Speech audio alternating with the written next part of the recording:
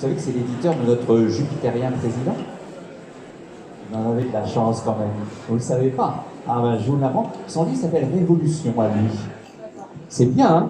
Lorsque c'est les banquiers de Chérotype qui font la révolution, je vous assure que on se retrouve avec des gilets jaunes partout. Et donc, chère Amélie, Raison obscure. Ce qui est fascinant, parce que des histoires de harcèlement, on en a déjà entendu parler, on en a déjà vu.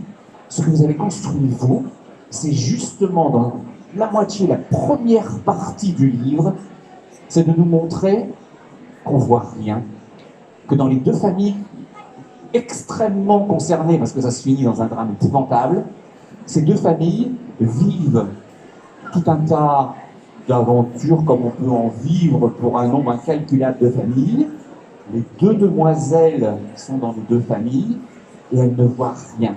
Trop obsédées qu'elles sont par ce qu'elles ont à faire, ce qu'elles doivent faire. Mon micro. Ouais. Moi qui parle pas fort.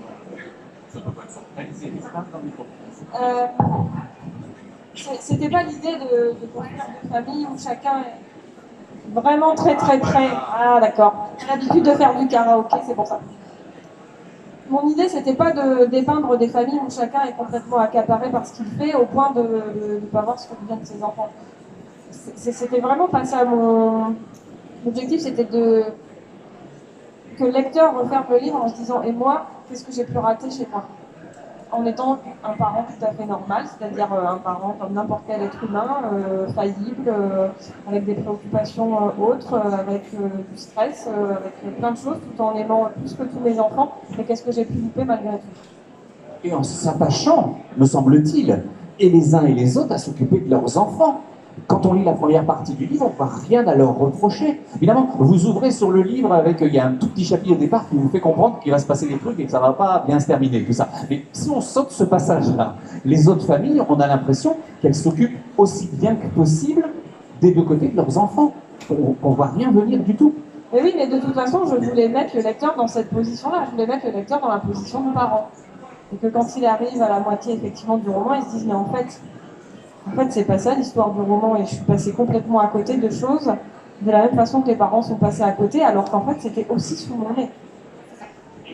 Et quand on a lu la deuxième partie du livre, lorsqu'on voit, j'allais dire, l'envers du décor, on n'a qu'une envie, c'est de recommencer pour voir, évidemment, ce qu'on a raté dans la première partie. Et j'imagine que ce qui se dégage du livre, c'est un peu ce que vous venez de dire là, c'est qu'est-ce qu'on a raté. Alors là, c'est un peu moins grave parce que c'est un roman, on le regarde dans le roman. Dans la vraie vie, évidemment, la question se pose pas de la même façon. Vous-même, lorsque vous avez eu fini d'écrire la deuxième partie du livre, Amélie, vous avez regardé de nouveau la première? Pas du tout, parce qu'en fait, moi j'écris de façon très, j'allais dire mathématique, mais c'est pas mathématique, mais tout est construit, tout est préconstruit, donc toutes les scènes sont en écho dans la première et dans la deuxième partie. À l'inverse, voilà, c'est ça. Ouais. Vous faites un synopsis, un plan très précis. Ah oui, tout est très précis, tout est chapitré. Il y a peu de place à l'inconnu au moment où j'entre dans la phase d'écriture. Alors après, il y a des choses qui évoluent, des idées qui me viennent en cours d'écriture, etc., mais qui viennent jamais bouleverser l'architecture, en tout cas, du roman. Et le roman est entièrement construit sur ces scènes en écho, sur ce qu'on a vu dans la première partie, et la même scène qu'on revoit par le prisme d'un autre personnage, et où on se dit « Ah, mais en fait, c'est ça que j'aurais dû voir ». Et je vois exactement la même scène, mais en étant juste dans un autre angle de vue, et je me rends compte à quel point je suis passée à côté. Les deux héroïnes, qui vont prendre une grande part de la deuxième partie du roman, sont, me semble-t-il, extrêmement complexes. Évidemment, il y en a une qui prend l'ascendant sur l'autre et qui, on comprend bien, parce que c'est une histoire d'harcèlement, il y en a une qui prend l'ascendant sur l'autre et qui lui en fait baver. Ça, on le voit se dessiner. Bon, ok, c'est ça. Mais pour autant, lorsqu'elles se retrouvent l'une en face de l'autre, vous multipliez les scènes où on ne sait pas très bien quoi penser des relations qu'elles entretiennent l'une avec l'autre. Comme une fascination, une amitié, une relation très particulière. Et ça se reconstruit, ça se reproduit plusieurs fois dans le livre. C'est beaucoup plus complexe que ce qu'on croit comprendre, que ce que pourrait être un harcèlement. Oui, alors de toute façon, je pense que dans n'importe quel de mes romans, il n'y a jamais un gentil et un méchant. Voilà, ça marche pas. Je pense pas que dans la vie ce soit comme ça. Je pense que rien n'est manichéen. Et donc effectivement, c'est pas une fille gentille qui est harcelée par une fille méchante. C'est beaucoup plus complexe. Et effectivement, il y a plusieurs fois dans le roman cette réflexion de se dire, mais si les circonstances avaient été un tout petit peu différentes, s'il y avait juste eu un détail qui avait changé, elles auraient pu être les meilleures amies du monde. Ça semble vous intéresser à peu près plus que tout le reste du roman. Ce qui aurait pu faire basculer une relation très très différente entre elles deux. En tous les cas, on les regarde continuellement comme ça. L'autre part intéressante, me semble-t-il, du livre, c'est de voir à quel point des gens qui vivent ensemble, proches, qui passent du temps ensemble, se connaissent très très peu. On ne sait rien du tout, grosso modo j'exagère, mais pas tant que ça, de personnes qui mangent à table ensemble tous les soirs, partent le matin, se conduisent, se parlent même souvent, on sait, ils savent rien, ils se connaissent pas. Non, bah alors après, je pense que effectivement, je pense que tous mes romans sont fondés sur cette même croyance qui est qu'on ne connaît jamais les personnes avec qui on partage notre vie, ni notre conjoint, ni nos enfants, ni même de toute façon soi-même. Ouais, alors je le déroule toujours de façon finalement très dramatique, hein, parce que c'est jamais généralement des bonnes surprises. Et on n'est pas déçus là. Non, mais effectivement, je suis convaincue qu'on peut passer, une partie de sa vie avec quelqu'un sans le connaître. Et on peut se réveiller un matin à côté de quelqu'un et se rendre compte que finalement c'est qu'un étranger. Et plus encore, Amélie, si je poussais ça un tout petit peu loin, je dirais, est-ce que c'est pas une bonne chose de ne pas le connaître? Est-ce que c'est pas une bonne chose qu'il y ait une part de mystère et qu'on l'accepte? C'est un drame, on est bien d'accord, oui, oui. De façon plus générale. Mais de façon plus générale, en fait, pour moi, il n'y a rien de bon ou de mauvais dans ce que je dis. Il n'y a pas de jugement. Pour moi, les faits sont qu'on ne connaît jamais vraiment personne et qu'il y a toujours une part d'ombre, effectivement, une part de mystère. Ça peut être pour le meilleur comme pour le pire. Je vais poser la question autrement. Dans votre synopsis, on peut plus précis et on peut plus organisé. Qu'est-ce que vous avez besoin de savoir de vos personnages pour pouvoir les mettre en scène? Qu'est-ce que vous écrivez sur chacun d'entre eux? Est-ce qu'ils ont une fiche? Qu'est-ce que vous savez d'eux avant de les lancer? Alors je sais tous deux, mais je sais pas tous deux dans le sens où, oui, j'ai certes une fiche avec marqué leur description physique, leur passion, voilà, ce genre de choses-là, mais en fait tout ça, ça m'intéresse pas vraiment. Ce qui m'intéresse le plus, c'est leurs défauts, c'est leurs failles, c'est ce qui font qu'on va les aimer ou qu'on va s'attacher à eux ou qu'au contraire on va les détester. Moi, mon travail en tant qu'auteur, c'est de me mettre à la place de chacun de mes personnages, d'être dans une empathie totale avec eux. Ça veut dire que je comprends chacun de mes personnages, je ne les juge pas, même malgré tout ce qu'ils peuvent faire. Je les comprends tous. Même les comportements les plus... Moi, c'est sur ça que j'aime bien travailler. C'est comment on peut expliquer ce qui semble inexplicable, ce qui semble incompréhensible et ce qui semble inexplicable. Et lorsque vous vous mettez à raconter l'histoire, lorsque ces personnages de fichent, ou que vous avez bien dans la tête, vous vous mettez à les faire bouger, agir, avancer, interagir. Est-ce qu'ils continuent de faire ce que vous vouliez ou est-ce qu'ils se rebellent un petit peu?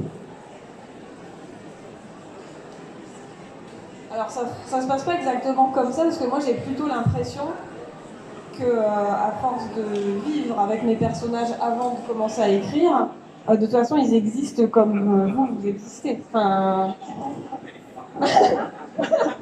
Non mais voilà, j'ai pas. En fait, il y a un moment où le sentiment dépasse le sentiment de créer un personnage. J'ai l'impression que le personnage juste existe. Et donc après, quand je rentre effectivement dans la phase d'écriture où tout est fait, c'est pas forcément qu'il se rebelle, c'est qu'au fur et à mesure de l'écriture, j'en viens à me dire non mais en fait, il ferait jamais ça et il penserait pas ça. Et donc les choses vont légèrement se modifier et leur caractère peut légèrement se modifier. Et un personnage qui peut sembler de prime abord complètement haïssable, il va devenir humain, parce qu'il est humain dès le départ, c'est juste que je ne le connais pas encore assez au moment où je commence à écrire. C'est peut-être un peu fou ce que je raconte, je sais pas. Oui, mais c'est intéressant. Dernière question, on va parler un tout petit peu de cette aventure littéraire parce que c'est toujours intéressant les écrivains qui font à quatre mains, deux mains, je ne sais comment dire avec les ordinateurs maintenant. Alors, Solène Makowski a écrit avec elle et sous la même couverture, vous écrivez sans elle. Est-ce que vous pouvez nous dire en quelques mots, en plus, comme vous voulez, ce dont il est question dans, dans ce livre si particulier? Oui, alors c'est un double roman, puisqu'il y a deux romans dans le même livre. Et le pari qu'on a eu envie de faire avec Solène, c'était de démarrer une histoire par le même point de départ. Donc le premier chapitre de chaque histoire est commun. Et il y a un détail, un simple détail dans la vie des deux familles, des protagonistes de l'histoire qui va changer. C'est l'histoire d'une famille, ils ont deux jumelles de 6 ans. Et ça se passe le soir du 14 juillet, ils doivent aller au feu d'artifice. Et une des enfants est punie parce qu'elle a fait une bêtise dans la journée. Du coup, il n'y a que la mère qui va y aller avec une des deux jumelles ce soir-là. Et ils arrivent au feu d'artifice. Et là, la mère se rend compte que la gamine, elle doit aller chercher un collier phosphorescent à l'autre bout du parc. Elle se rend compte que le lacet de sa fille est défait. Et donc, dans une des histoires, elle va prendre le temps de lui refaire. C'est dans la mienne. Donc, elle lui refait vite fait son lacet et la petite fille s'en va en courant chercher son collier et on la reverra plus jamais. Et dans l'histoire de... Ouais, non, mais on y va direct, quoi. Et dans l'histoire de Solène, elle est prise dans la même conversation avec une voisine. Et donc, elle prend pas le temps de lui refaire le lacet. Donc, la fillette s'en va en courant, mais 2 mètres plus loin, elle tombe par terre. Et donc, elle disparaît pas forcément, puisque tout change. Et il y a un homme qui est juste à côté, du coup, qui voit la petite fille qui tombe, et donc il la ramasse. Et là, il y a la mère qui arrive, et là, leurs regards se croisent, et ça va changer tout le destin encore de la famille. Et donc, il y a ce premier chapitre qui est commun. Et donc, moi, mon livre raconte l'histoire de comment une famille survit à la disparition d'un enfant, et comment une sœur jumelle, comment une sœur survit justement à la disparition de sa moitié. Avec effectivement l'enquête, etc. C'est à la frontière du polar. Tandis que l'histoire de Solène, qui est tout aussi gaie que la mienne, va raconter une relation du coup entre deux sœurs jumelles qui elles vont grandir, puisque le roman se passe sur une quinzaine d'années. Les jumelles vont grandir ensemble, donc on pourrait se dire que c'est quand même nettement mieux que la disparition, mais en fait ça va être une relation très toxique avec justement une sœur qui en cannibalise une autre, plus ou moins. Et voilà, donc du coup, ce sont 2 romans noirs. Et il y a toute une réflexion aussi c'est aussi sur ça qu'on avait envie de travailler, sur cette idée de hasard et de destin. Est-ce que, effectivement, je pense que ça nous est tous arrivé un jour de se dire, et si aujourd'hui j'avais raté mon train, ce serait passé quoi? Si aujourd'hui j'étais pas venue à tel endroit, il se serait passé quoi? Et nous, on pousse la réflexion au point de se dire, et si en changeant ces détails, on n'arrivait pas finalement au même résultat? C'est un roman en 2 parties qui donne envie d'acheter des baskets Velcro, ça c'est sûr. Il faut dire les choses comme elles sont.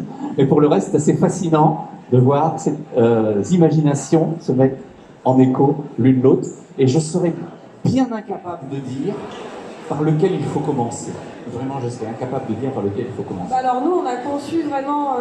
à l'origine, en fait, avec Solène, on avait envie de travailler ensemble parce que petit 1, on s'entendait très bien, et petit 2, on avait chacune un univers qui plaisait à l'autre.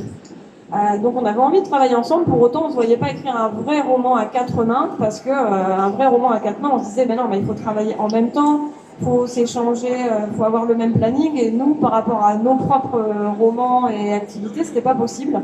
Donc on s'est dit, si on a ce projet de double roman, on va être beaucoup plus libre, ça va être beaucoup plus simple. L'idée, c'est de faire quelque chose qui ne se suit pas.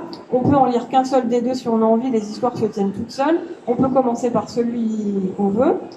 Et voilà, donc on était très enthousiastes en se disant, super, on va discuter un petit peu ensemble, puis après on sera très autonome. En fait, je pense que c'était pire qu'un roman à 4 mains, parce que ce qu'il faut comprendre, c'est que du coup, ce sont les mêmes personnages, dans la même échelle de temps dans les 2 histoires, et que donc ils doivent être raccords.